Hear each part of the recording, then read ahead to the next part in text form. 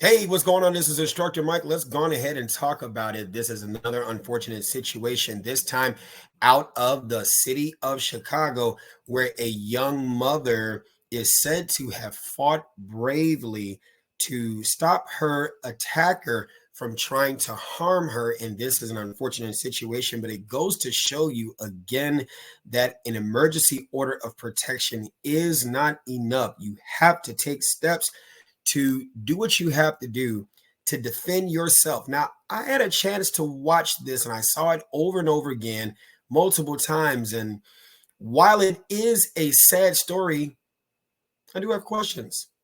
Let's talk about it.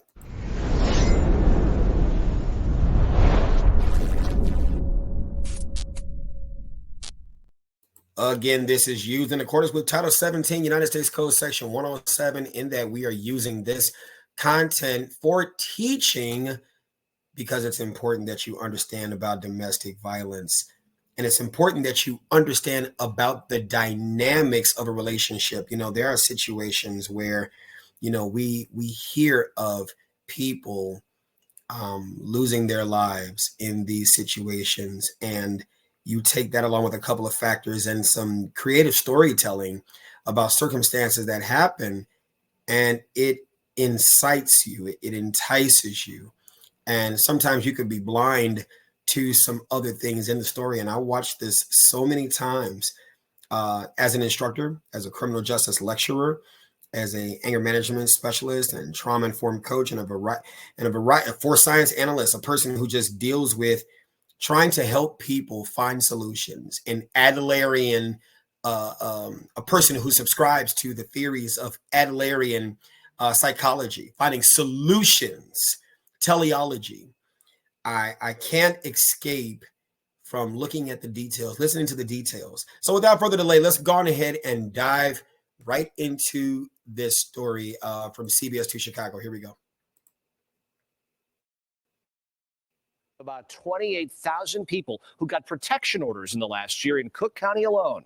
For months, our team poured through hundreds of pages of records uncovering how Maria took all of the right steps, but was still left to protect herself until she was murdered. CBS 2 is always investigating. Here is Marissa Perlman. The theme of it all, Maria never gave up. The story you're about to see is frankly devastating and can be difficult to watch. But Maria's family wants you to see what happened, hoping her legacy will be one of change to keep domestic violence victims alive.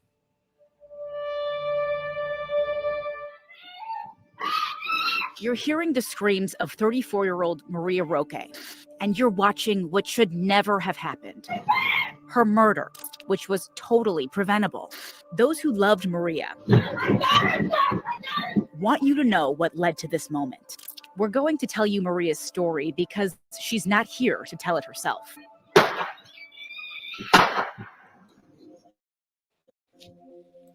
Now, sound off in the comments with you hearing the screams and the music and the shots being fired. Sound off in the comments. What are your thoughts automatically right now? What are your thoughts automatically right now? What mood does that put you in? Can it affect how you even see the story? Let's continue.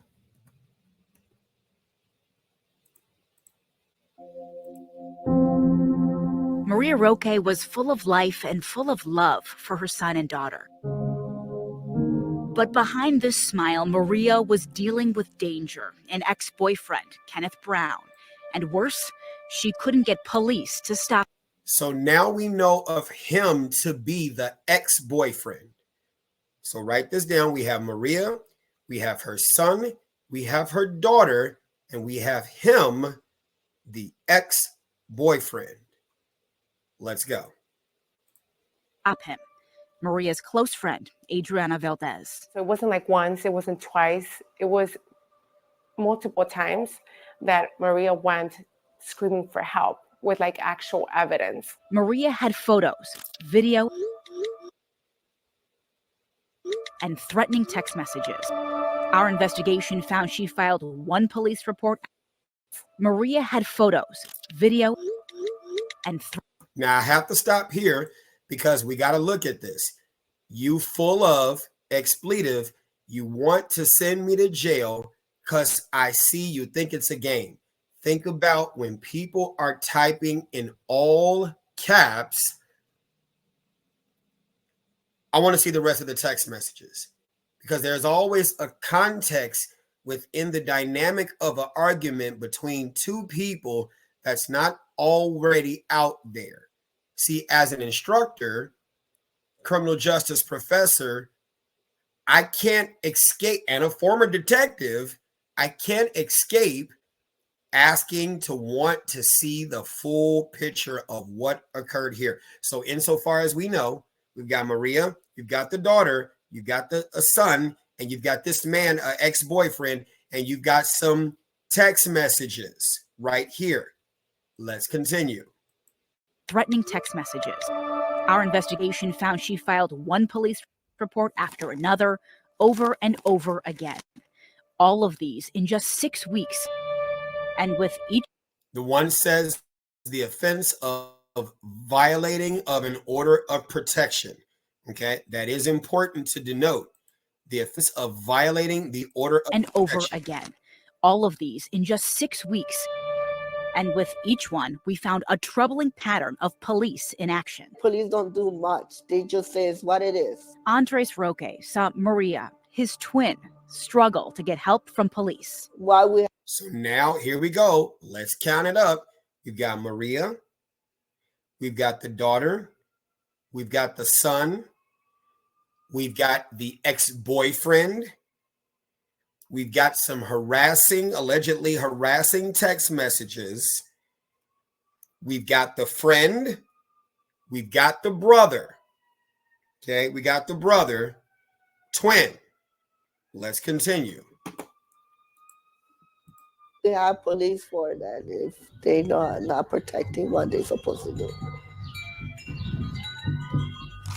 Maria filed this first report on Halloween 2023, saying she was thrown to the ground and pinned down with a foot on her chest. November 8th, her car tire gets slashed. November 11th and 12th, repeated harassing calls and texts. November 13th, a rock thrown through her front window. What did police do? They just closed one case and suspended all the rest, meaning the cases were kept open but were not being investigated. And I always told her, like, don't let anyone, hurt you. She started to open up more and tell me things. He had his own run-in with Brown. She started to open up more and tell me things. Sound off in the comments. What causes people not to talk to family members? I'm just asking questions. Let's continue. And shared these pictures of an injury and broken glasses. Andres filed this police report, but no action was taken. She was like, now here we go. The ex-boyfriend had a run-in with the brother. Ex-boyfriend had a run-in with the brother. He filed a report. Nothing occurred. Let's continue. I need to get out from here. I need to let him go. I deserve better. And I told you do. And then on Maria's birthday, November 24th, Maria told police she believed this was Brown setting her car on fire and then calmly walking away. For Maria, this was more than just a car. It was a memory, one she made with Andres years before. Twins buying twin cars. Documents show police had this video, but they ended up suspending this case too. She definitely knew that, this man was definitely capable of a lot more than just damage to the material things. Maria files 3 more police reports, November 28th, 30th, and December 8th, for harassing calls, 32 in one day, and more harassing texts. Her complaints filed with the 15th District, 2 suspended, November 28th, 30th, and December 8th, for harassing calls, 32 in one day, and more. All right. Here are the text messages. I'm getting frustrated. You full of expletive. Do what you got to do. We only see his messages. We don't see anything she said. Let's continue. Harassing texts. Her complaints filed with the 15th district, 2 suspended, 1 just stayed open. In all of these complaints, there's something missing.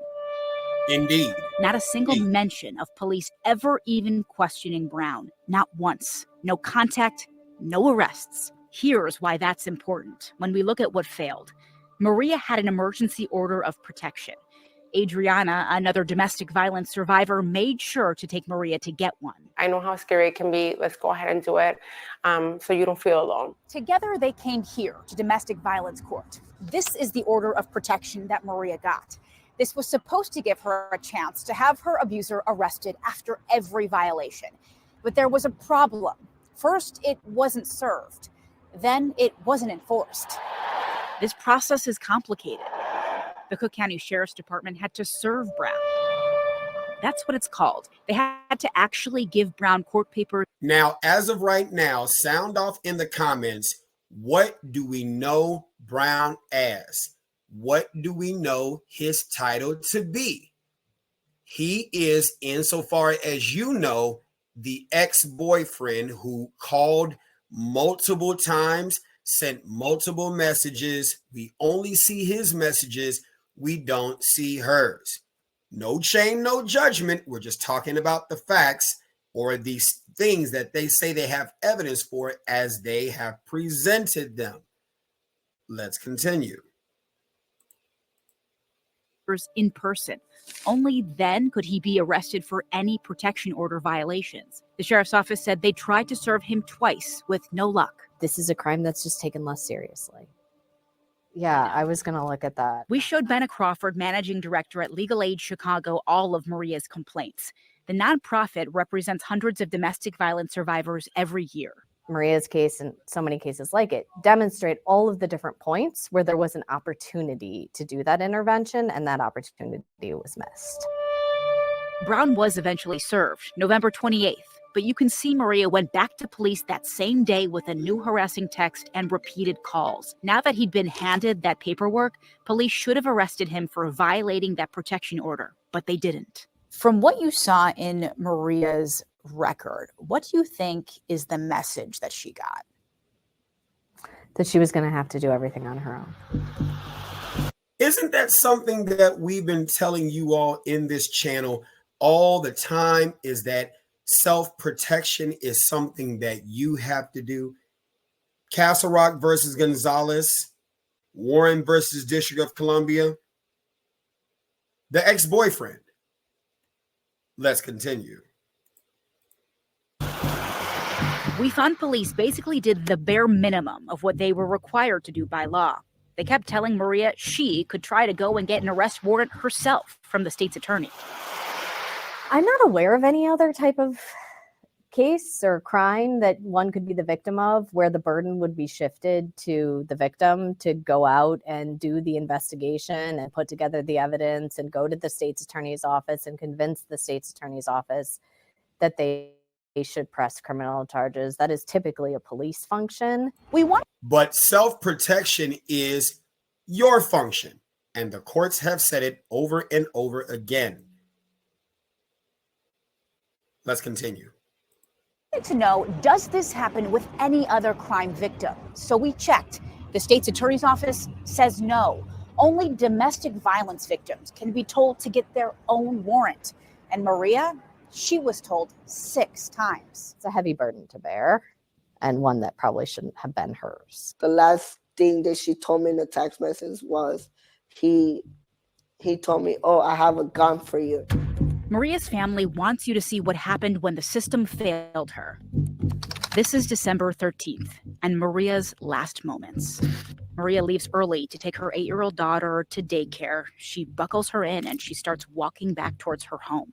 Then from across the street, who police say is Kenneth Brown. She screams at him that her daughter is in the car. The little girl can see everything. But that doesn't stop him, even though he's her father. Now, I'm going to pause it right there. Let's see if we can go back and see what they just said. He's her father. Did we hear that? Is in the car. The little girl can see everything. But that doesn't stop him, even though he's her father. We don't hear that this ex-boyfriend is the daughter's father until 7 minutes and 38 seconds approximately into the story. Now I'm going to ask you this question. Sound off in the comments. If this were an ex-boyfriend who had no rights to the children, what would you title his behavior to be? Justified or unjustified, excessive, not excessive, whatever the case may be. Or if he's the father of the little girl that they biologically share in common, and they've made no mention that his parental rights were not established or taken away, would that explain the multiple attempts in trying to contact? What? Just sound off in the comments. I'm just curious why CBS 2 News chose to only list him as the ex-boyfriend until the moment where he did the action of taking the mom's life.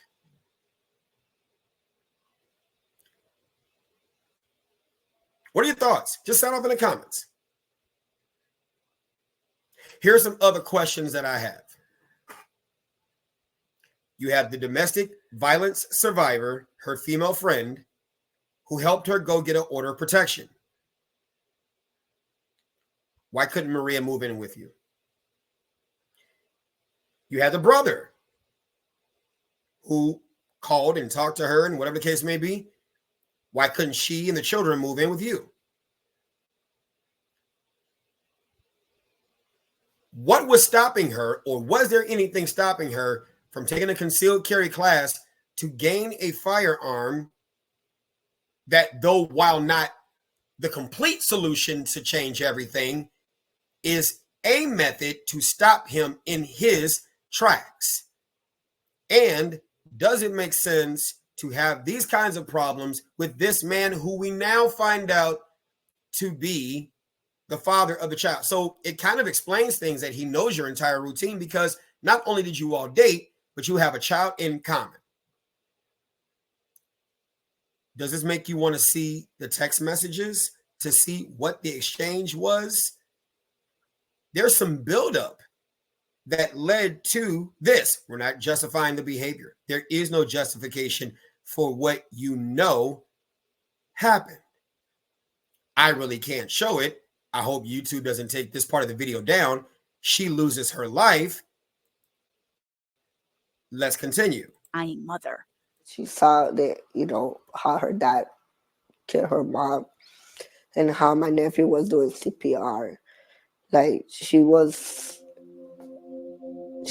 having nightmares. Something Maria's children should know, and you too. Maria never gave up.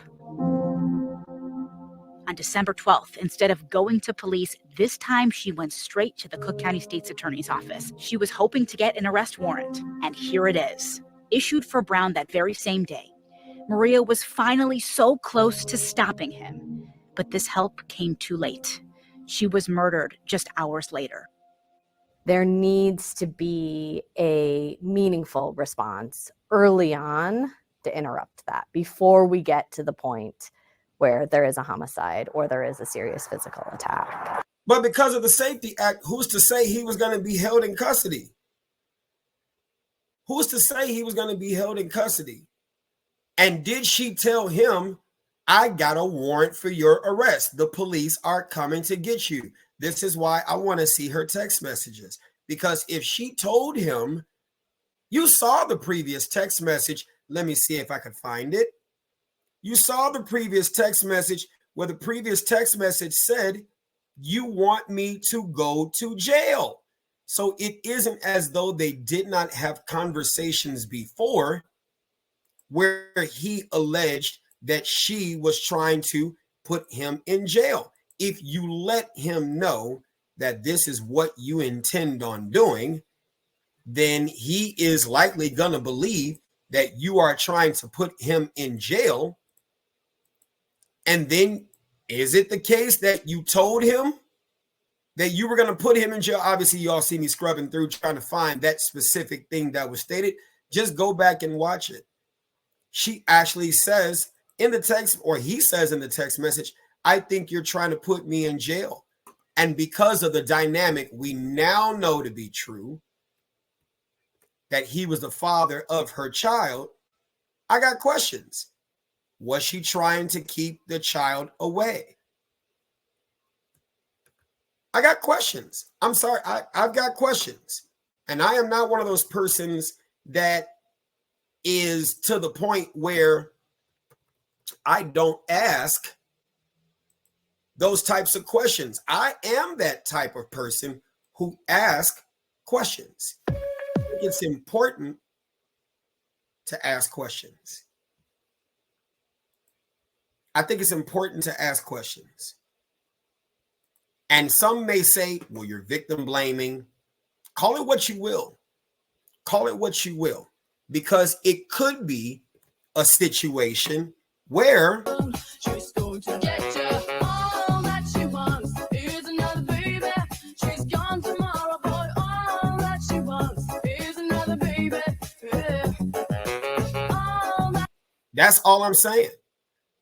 We're not shaming, but what I'm saying is this: ask any psychologist or therapist worth their salt. There are people that just want a baby. You get men that will impregnate the female to try to keep the woman.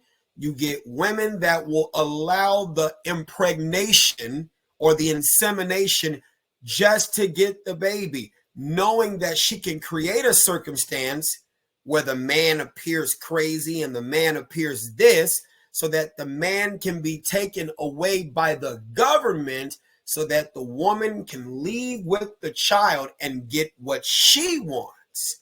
I'm not saying that's the case in this circumstance, but I'm saying, why did CBS 2 News not introduce him as the ex-boyfriend and the father of their little girl? Why was this omitted? You don't know about this until minute 739, where you've already heard the shots. You've already heard the screams. You know what happened. You know the story. You hear the stories of police alleged or actual incompetence, 6 times being ignored, and then she gets a warrant from the state's attorney's office, and boom, she's actually taken from this earth on the same day she gets the warrant, and he wasn't even taken into custody that day. So how did he come to learn of the warrant? That's too coincidental. What was the communication between them two? That's a dynamic that the public, I don't want to say we need to know, but I'd like to know. So sound off in the comments. What are your thoughts? What did you learn from this? See, sometimes domestic, alleged or actual domestic violence isn't all that we believe it to be. There's context to things. We're not justifying the behavior, but I want to know the circumstances. I want to know the circumstances. I'm not for or against Kenneth Brown. I'm not for or against her. I'm just asking questions. I watched this story so many times, and I'm just trying to make sure that I got everything right. Is she a 100% bona fide victim of a homicide? Yes. But there is a criminological theory called victim precipitation. And victim precipitation is defined as the actions that people take or do to make them likely candidates for actual crime. So sound off in the comments. What are your thoughts about this? Right? Cancel me if you want to, right? But they're still not going to change your outcomes. It's still not going to change the fact that people are going to fall prey to these types of things if we don't have these conversations. This information is used in accordance with Title 17 United States Code Section 107 U.S. Copyright Law. Fair use, criticism, teaching. This is Instructor Mike. You've been trained.